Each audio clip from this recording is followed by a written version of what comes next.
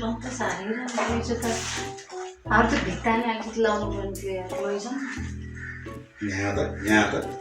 यहाँ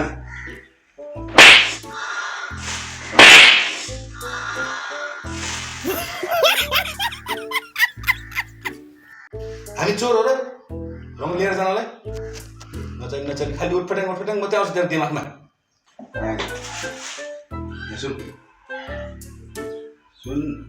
बरु रङ चाहिँ होइन यो चाहिँ लगेर ब्यागमा हालिहाल्छ